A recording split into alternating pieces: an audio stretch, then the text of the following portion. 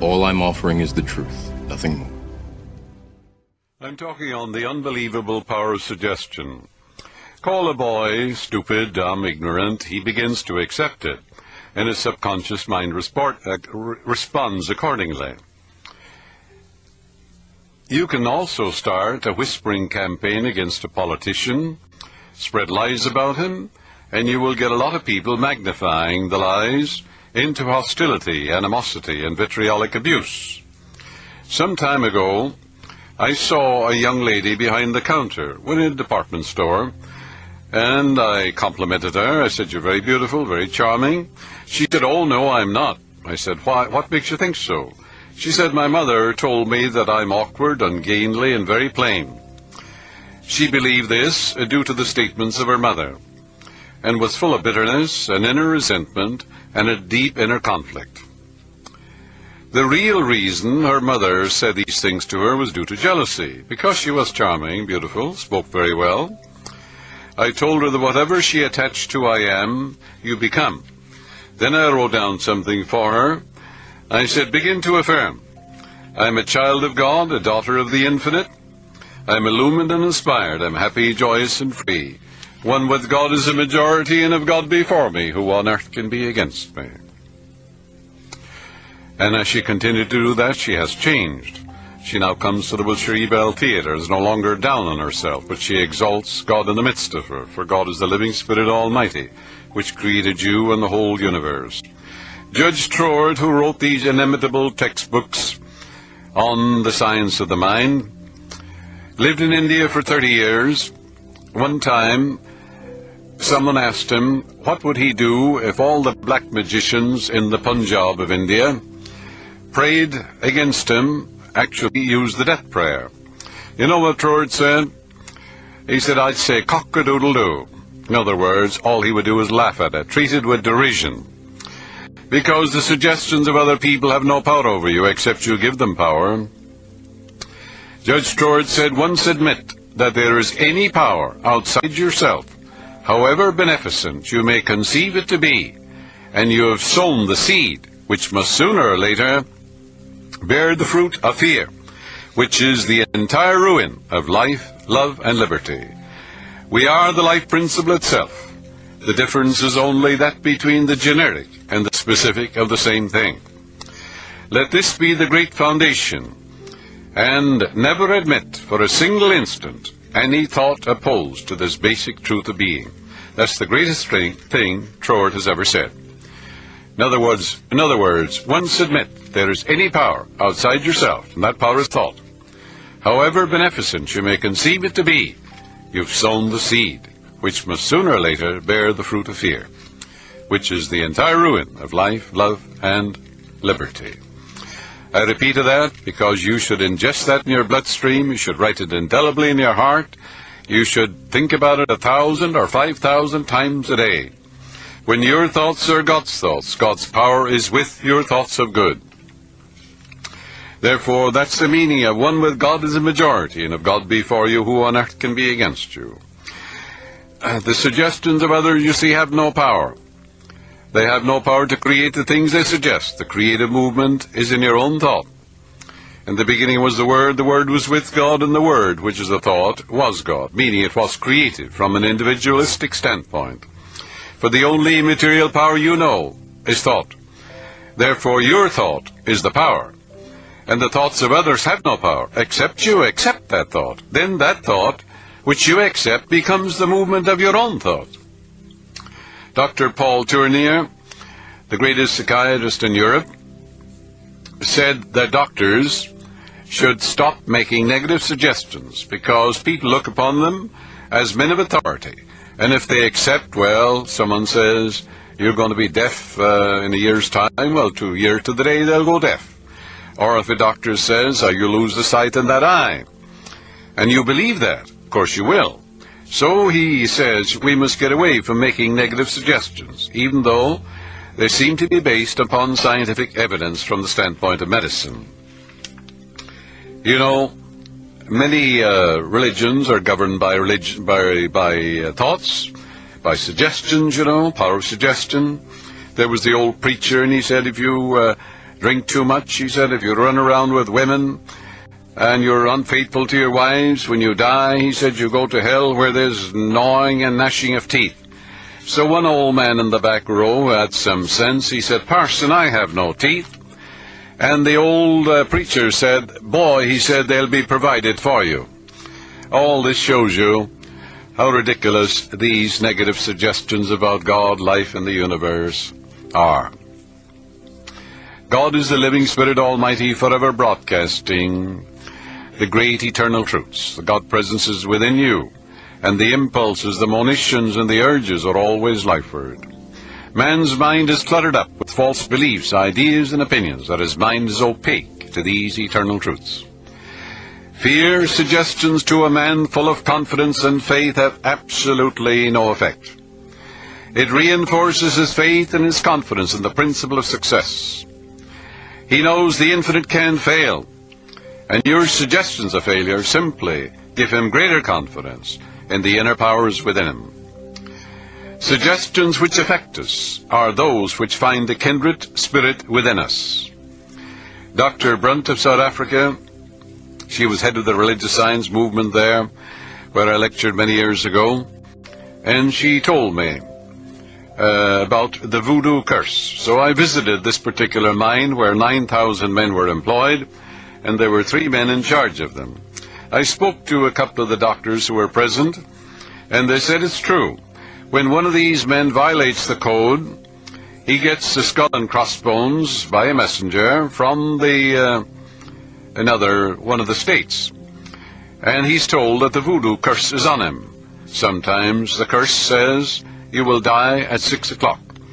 He says this perfect specimen of humanity sits down and dies at 6 o'clock. So this doctor says, fear killed him. He says, these men killed themselves. You know, the missionaries are cursed by these voodoo doctors because they're taking business away from them. But you know, there's nothing in the subconscious of the missionary that generates fear regarding a voodoo curse. And therefore they laugh at the curses pronounced upon them and the execrations of the voodoo doctor.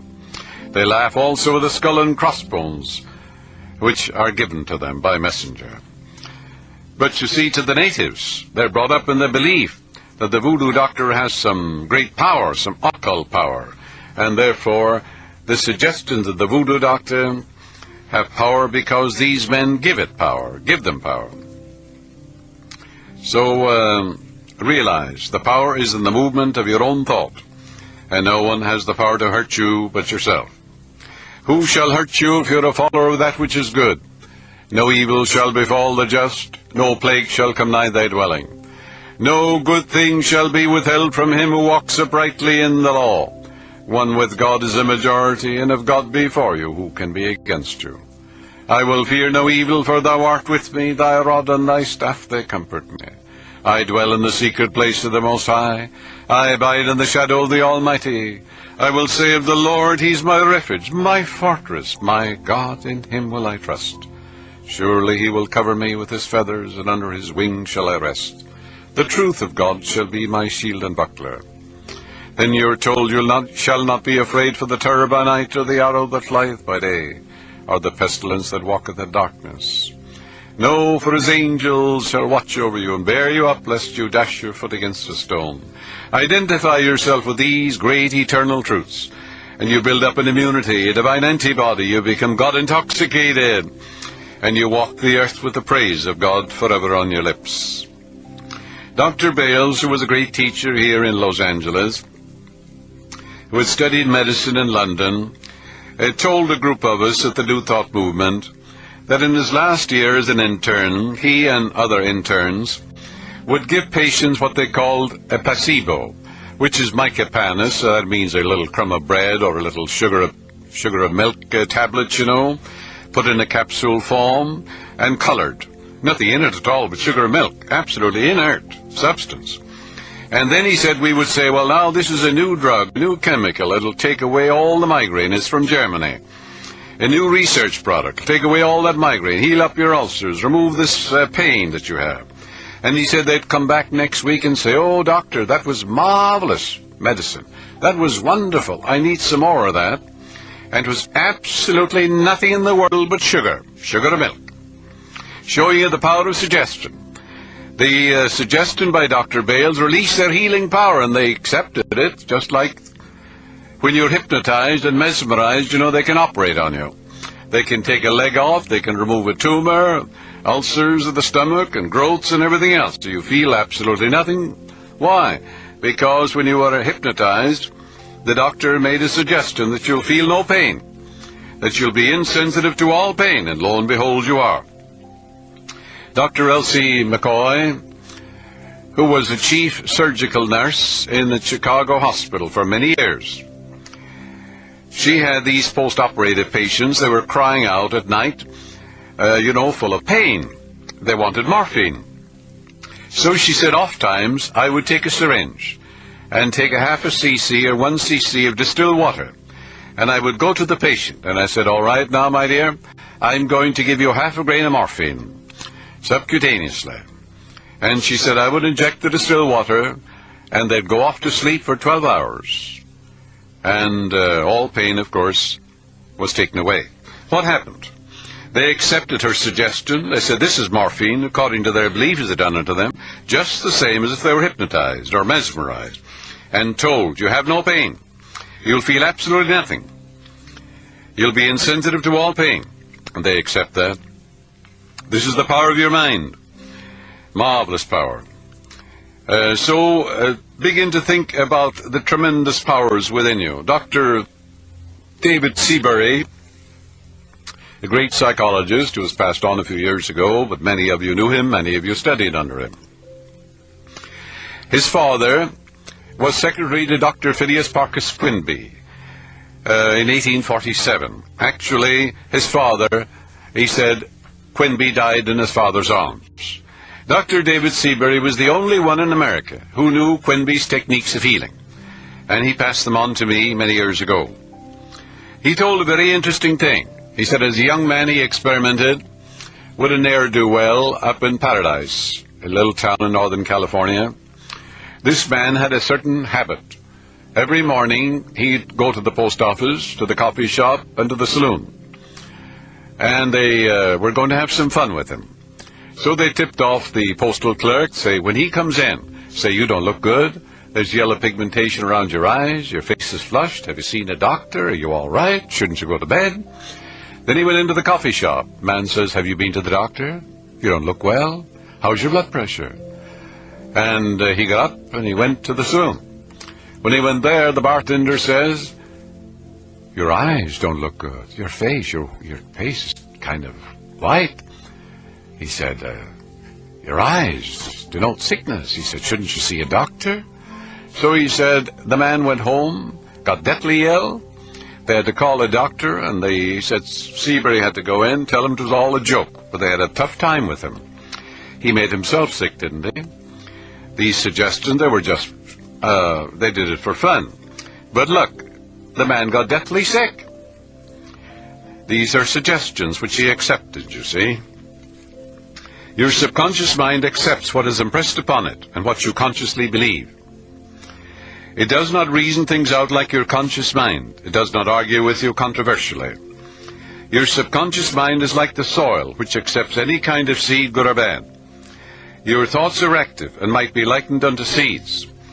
Negative, destructive suggestions continue to work negatively in your subconscious mind, and in due time will come forth into outer experience which corresponds with them. Remember, your subconscious mind does not engage in proving whether your thoughts are good or bad, true or false, but it responds according to the nature of your thoughts or suggestions. For example, if you consciously assume something to be true, even though it may be false, your subconscious mind will accept it as true and proceed to bring about results which must necessarily follow because you assumed it to be true. Innumerable experiments by psychologists and psychiatrists and others on persons in the hypnotic state have shown that the subconscious mind is incapable of making selections and comparisons which are necessary for a reasoning process. They have shown repeatedly that your subconscious mind will accept any suggestion, however false.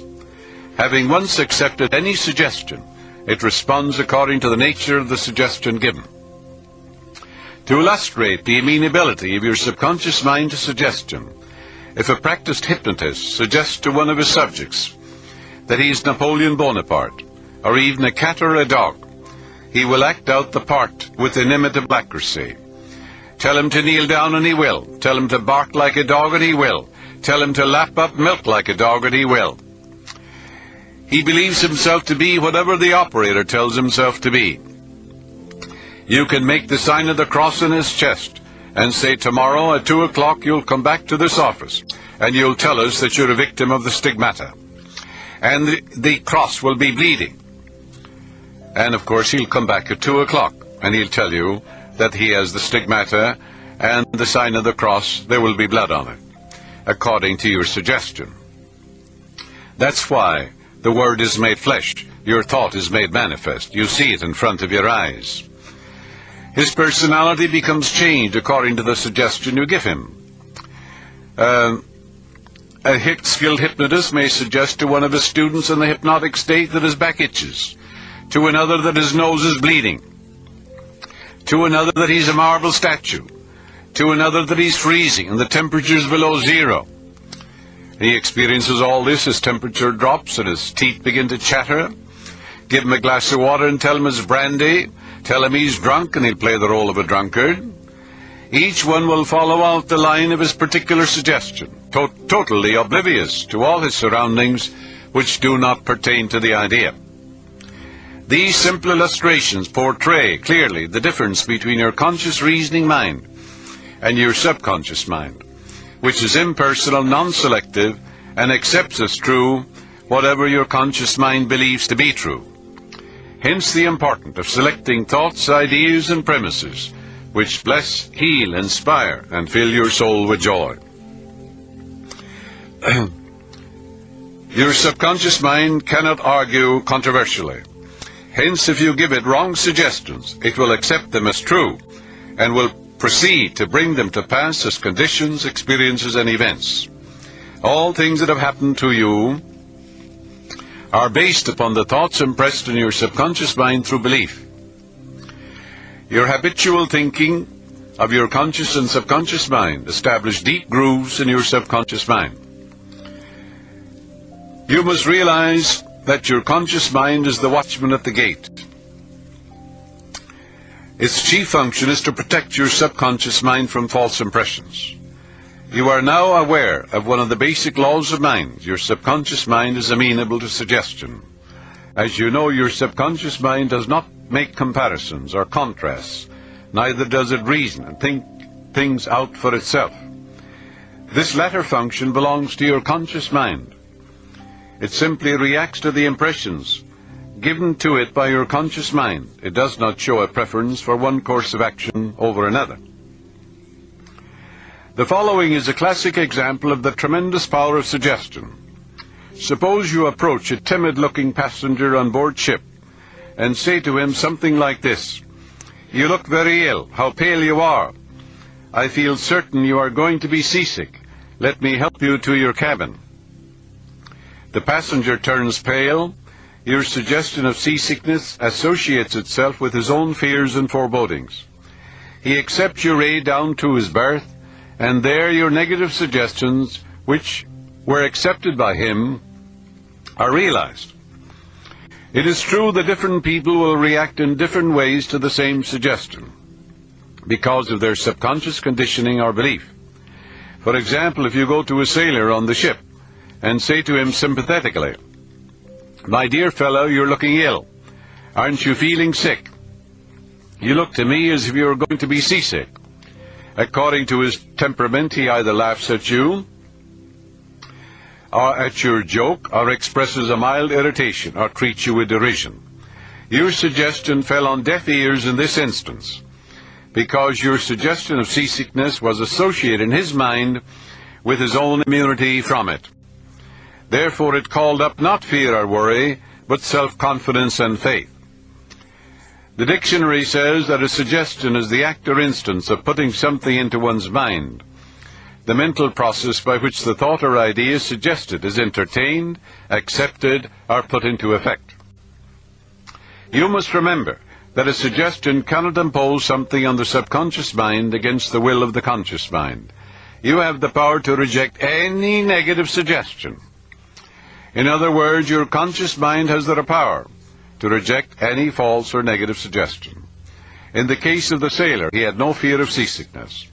He had convinced himself of his immunity, and the negative suggestion had absolutely no power to evoke fear. The suggestion of seasickness to the other passenger called forth his indwelling fear of sickness. Each of us has his own inner fears, beliefs, opinions, and these inner assumptions rule and govern our lives. You could say to that man, I'm going to roll with the blows. I'm going to have the time of my life. I'm going to have the most wonderful experience on the ship in my life. You would neutralize it, wouldn't you? A suggestion has no power in and of itself, except it is mentally accepted by you. There is no inherent power in a suggestion. The power is in your thought. You might as well get that clearly. Every 2 or 3 years, I give a series of lectures at the London Truth Forum in Caxton Hall, London. This is a forum I founded about 30 years ago. Dr. Evelyn Fleet, a distinguished psychologist, she's the director of that forum. She told me about an article which appeared in the English newspapers dealing with the power of suggestion. This is the suggestion a man gave to his subconscious mind over a period of 2 years. He said, I would give my right arm to see my daughter cured. It appeared that his daughter had a crippling form of arthritis, together with a so-called incurable form of skin disease.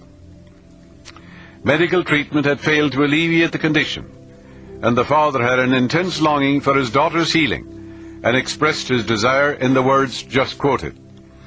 Dr. Evelyn Fleet said the newspaper article pointed out that one day the family was out riding when their car collided with another.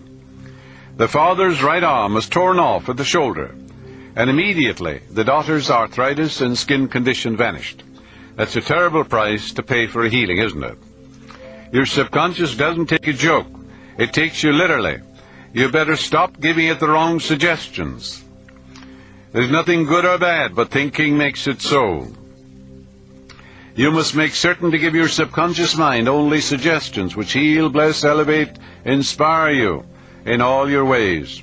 Remember that your subconscious mind cannot take a joke. It takes you at your word. It takes you literally. Stop saying, I can't be healed. I can't make ends meet. Your subconscious will see to it that you can't.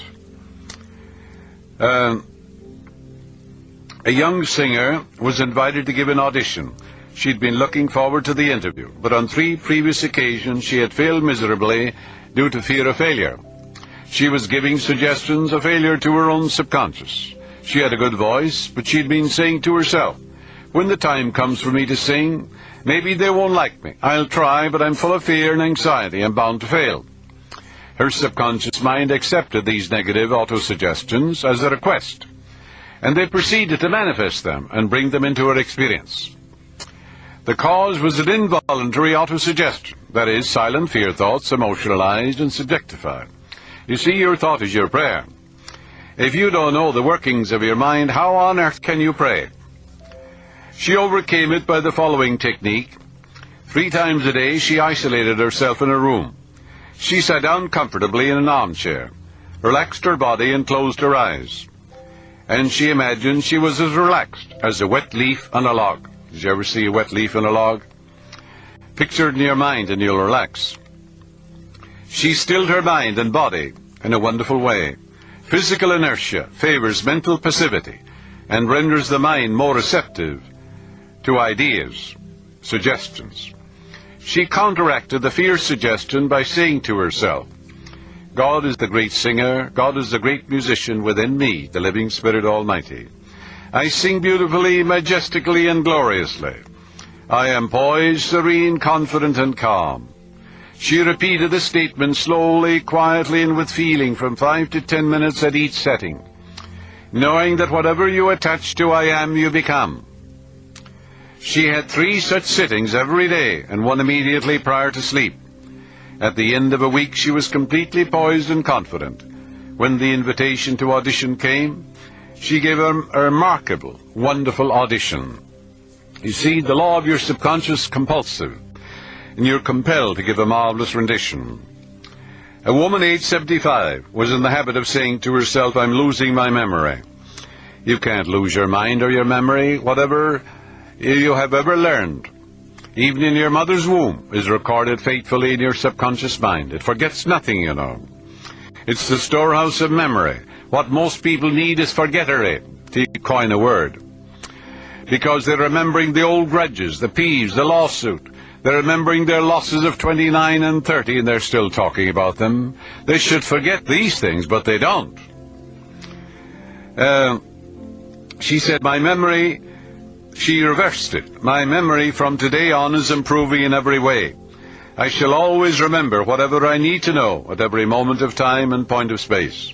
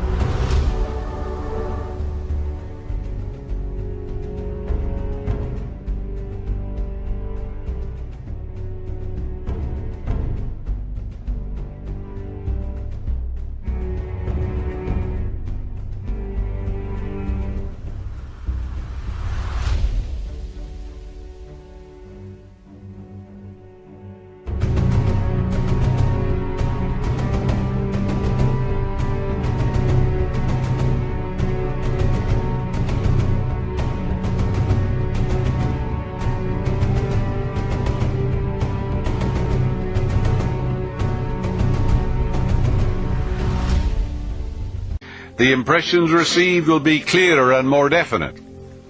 I shall retain them automatically and with ease. Whatever I wish to recall will immediately present itself in the correct form in my mind. I am improving rapidly every day, and very soon my memory will be better than it has ever been before. At the end of 3 weeks, her memory was back to normal, and she was delighted. She gave new impressions to her subconscious mind. And whatever you impress in your subconscious mind will be expressed on the screen of space. Yes, it'll come forth as form, function, and experience and event. Some comments on heterosuggestion. Heterosuggestion means suggestions from another person. In all ages, the power of suggestion has played a part in the life and thought of man in every period of time, and in each country of the earth. In many parts of the world, it is the controlling power of religion, such as you're a sinner, you know. And the devil is going to get you, and when you die, you're going to go to hell, and things of that nature. Frightens the life out of people.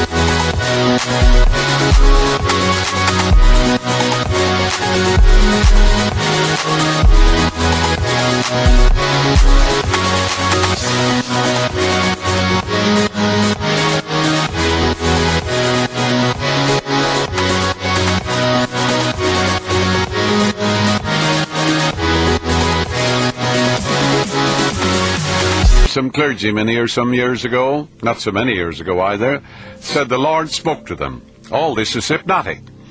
And the Lord said that California and Los Angeles was such a bad city that we'd all be taken out into the ocean. You know, great earthquake would take place, and we'd all be wiped out, and California would be taken into the ocean. You know very well, hundreds or I think thousands left. They went to Mississippi, Arizona, and all over the place. And of course, the earthquake hasn't taken place. Don't be a prophet of doom or gloom. Be a prophet of God or good.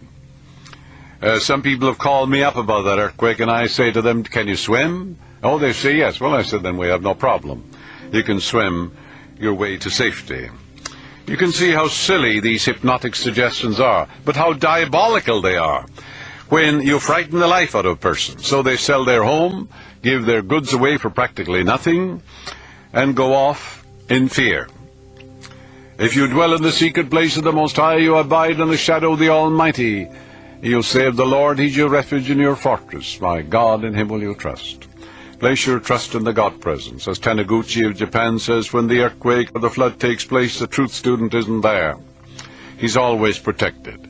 Why? Because the truth is your shield and buckler. You'll fear no evil, for God is with you. His rod and His staff, they comfort you. And that's prayer, isn't it?